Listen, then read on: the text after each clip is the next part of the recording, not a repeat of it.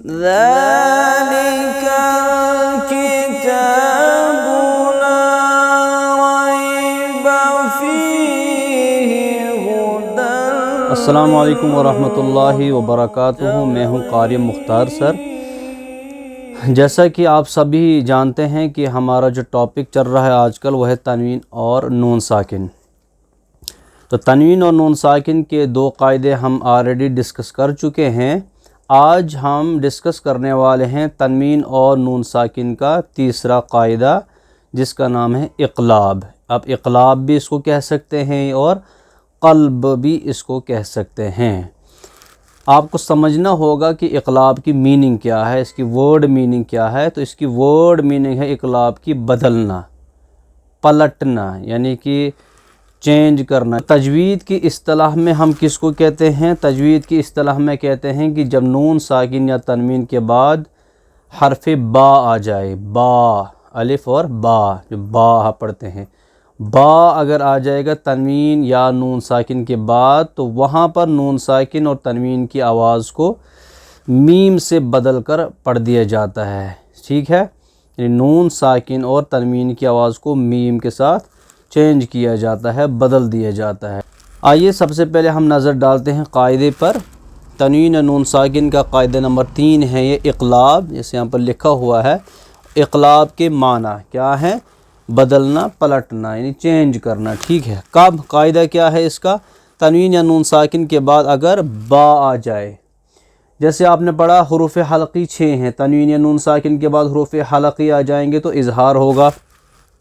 تنوین یا نون ساکن کے بعد حروف اخفا 15 ہیں، آپ نے پڑھے، وہ آ جائیں تو اخفا ہوگا۔ یہاں تنوین یا نون ساکن کے بعد صرف با آ جائے، ایک ہی حرف ہے اقلاب کا، اس کے علاوہ کوئی بھی حرف نہیں ہے۔ دیٹ مینز ابھی تک جو ہم نے لیٹرز پڑھے آج کے قاعدے کو لے کر، حروف اخفا کے ہم نے پڑھے 15 لیٹرز، ایسے ہی ہم نے پڑھے حروف اظہار یعنی حروف حلقی 6، یہ 15 اور وہ 6 ہو گئے 21 اور با ہو گئے 22۔ تو ٹوٹل لیٹرز جو استعمال ہوتے ہیں، یوز ہوتے ہیں تنوین اور نون ساکن کے بعد، وہ ہیں 28 لیٹرز۔ کیوں؟ ٹوٹل میں تو لیٹرز ہیں الف سے لے کر یہاں تک 29، چونکہ الف بعد میں کنورٹ ہو جاتا ہے حمزہ میں، کیونکہ جو تنوین اور نون ساکن کے بعد جو ہم لیٹرز استعمال کرتے ہیں ان پر حرکات ہونی چاہیے۔ خالی الف اگر ہوگا تو اس کو ہم تنوین اور نون ساکن کے بعد استعمال نہیں کر پائیں گے۔ کیوں؟ کیونکہ اس پر حرکت نہیں ہوتی، وہ خالی ہوتا ہے۔ تو ٹوٹل پھر رہ جاتے ہیں، الف جب کنورٹ ہو جاتا ہے حمزہ میں تو ٹوٹل رہ جاتے ہیں پھر 28۔ ان 28 میں سے ابھی تک ہم نے جو ڈسکس کیے وہ کیے حروف حلقی 6، حروف اخفا 15 ہو گئے 21، اینڈ آج ہم ڈسکس کرنے بعد یہ ہو جائیں گے ٹوٹل 22۔ تو انشاءاللہ پھر 6 رہ جاتے ہیں، وہ اگلے قاعدے میں ہم ڈسکس کریں گے، یعنی ادغام میں۔ اگر با آئے تو نون ساکن اور تنوین کی آواز کو میم سے بدل کر، نون ساکن اور تنوین کی جو ساؤنڈ ہیں، میں بار بار آپ سے عرض کر رہا ہوں کہ ہم بات کر رہے ہیں صرف اور صرف تنوین اینڈ نون ساکن کی۔ تنوین کس کو کہتے ہیں؟ پھر سے آج بتا دیتا ہوں، 2 زبر 2 زیر اور 2 پیش آر کالڈ تنوین، اور نون ساکن کہتے ہیں اس نون کو جس نون کے اوپر جزم ہوتی ہے۔ تو تنوین یا نون ساکن کے بعد اگر با آئے تو نون ساکن اور تنوین کی آواز کو میم سے بدل کر غنہ اور اخفا کے ساتھ پڑھیں گے، اس کو اقلاب کہتے ہیں۔ غنہ اور اخفا مطلب کیا ہے؟ غنہ میں آپ کو جیسے اس سے پہلے اخفا کے قاعدے میں آپ کو سمجھا دیا گیا تھا کہ غنہ کے معنی آتے ہیں ناک میں آواز لینا، مگر ناک میں آواز بالکل بند ہو جاتی ہے۔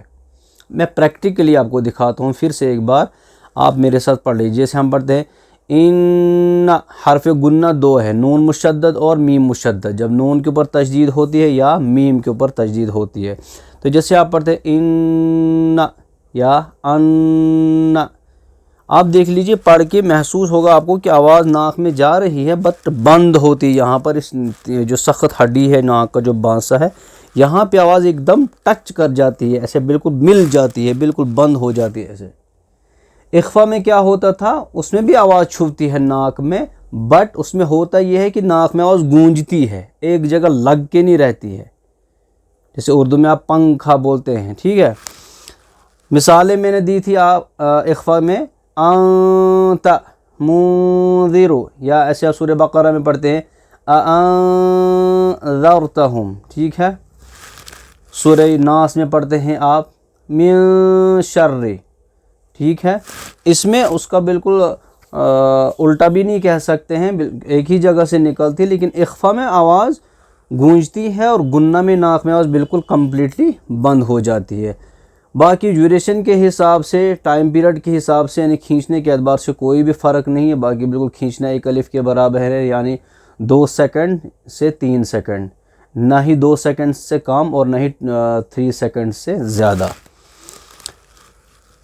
تو اخفا اور گنہ کے ساتھ پڑھیں گے، اس کو اقلاب کہتے ہیں۔ طریقہ میں آپ کو سکھاتا ہوں، بولنا کیسے ہے۔ جگہ آپ سے کوئی پوچھتا ہے کہ یہاں پر کون سا قاعدہ ہے، جیسے یہاں پر لکھی میں نے ایک ایگزامپل، من بعد، تو آپ کو بولنا ایسے ہے کہ نون ساکن کے بعد با آیا ہے، با کن لیٹرز میں سے ہیں، حرف اقلاب ہے یہ، ٹھیک ہے۔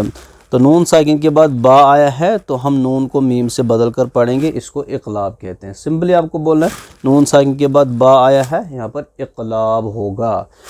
پڑھیں گے کیسے؟ گنہ اور اخفا کے ساتھ، پہلے تھوڑا سا اخفا کریں گے اور اس کے بعد گنہ کریں گے۔ جیسے یہاں پر ہم ڈائریکٹلی نہیں پڑھیں گے من بعد، پھر سے آپ دیکھ لیجئے، غور سے سنیے، ایک ہوتا ہے من بعد، ڈائریکٹلی ہم گنہ کر رہے ہیں، نو، پہلے تھوڑا سا اخفا پڑھیں گے، جیسے من بعد، من بعد، 3 سیکنڈ اگر ہمیں پڑھے تو 1.5 سیکنڈ اخفا کریں گے، 1.5 سیکنڈ گنہ کریں گے۔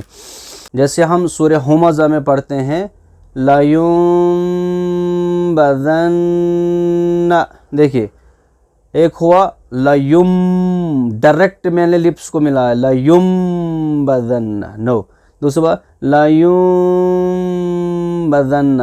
آپ ذرا ایک عربی قاری، جو عرب کے لوگ ہیں، عرب کے لوگ جو پڑھتے ہیں، آپ سنیے اس کی آواز میں، تو جیسے آپ نے سنی اس آواز کو، آپ نے سنا کہ کیسے یہ پڑھ رہے ہیں، برابر آپ کو سیم ٹو سیم ویسے ہی پڑھنا ہے، اخفا اور گنہ کے ساتھ۔ تو اقلاب کی اور بھی مثالیں میں یہاں پر بورڈ پر لکھوں گا، من بعد کے ساتھ کچھ مثالیں میں تنوین کی لکھوں گا تاکہ آپ کو سمجھ میں آ جائے گا۔ دیکھیے خبیرن، یہ ہے خبیرن، راد و پیش رن، لیکن اس کے بعد جو ہم لکھوں گا میں وہ بما تعملون۔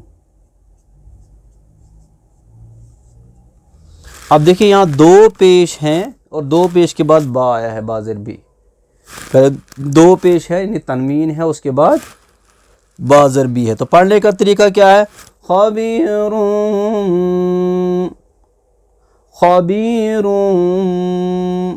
ڈائریکٹ رم نہیں کریں گے، خبیر بما تعملون، ایسے پڑھیں گے۔ اب آپ کی آسانی کے لیے، یعنی یاد دہانی کے لیے، وہاں پر چھوٹا سا میم لکھا جاتا ہے، جیسے آپ ان مثالوں میں دیکھتے ہیں، یہاں پر بھی چھوٹا سا میم لکھا ہوا ہے، یہاں پر بھی چھوٹا سا میم لکھا ہے، اور یہاں پر بھی چھوٹا سا۔ اس میم کا مقصد یہ ہوتا ہے کہ آپ کے ذہن میں یہ بات ڈالنا ہے کہ یہاں پر اقلاب ہوگا۔ اقلاب کیوں ہم کرتے ہیں، یا اخفا کیوں کرتے ہیں ہم، یا اظہار کیوں کرتے ہیں؟ تاکہ ہمیں قرآن پڑھنے میں آسانی ہو جائے، اور ساتھ ہی ساتھ جو قرآن کی خوبصورتی ہے وہ برقرار رہے۔ ورنہ اگر ہم یوں ہی سب پڑھ دیں گے، مکس کریں گے، تو اظہار نہیں کریں گے، اخفا کریں گے، قرآن کی خوبصورتی پھر نہیں رہ جائے گی۔ تو یہ طریقہ جو جیسے صحابہ نے سنا ہے ہمارے نبی رحمت صلی اللہ علیہ وسلم سے، وہی طریقہ ہمارے پاس پہنچا، تو ہم بھی اسی طریقے کو فالو کرتے ہیں۔ جب ہم اس طریقے کو فالو کریں گے تبھی ہم قرآن کو صحیح پڑھ سکتے ہیں، ادروائز یہ ناممکن سی بات ہے، ٹھیک ہے۔ عرب ہو یا عجم ہو، سارے کے سارے لوگ ایسے ہی قرآن پڑھتے ہیں، یعنی جیسے آپ آج کل سنتے ہیں، جیسے میں آپ کو سکھا رہا ہوں۔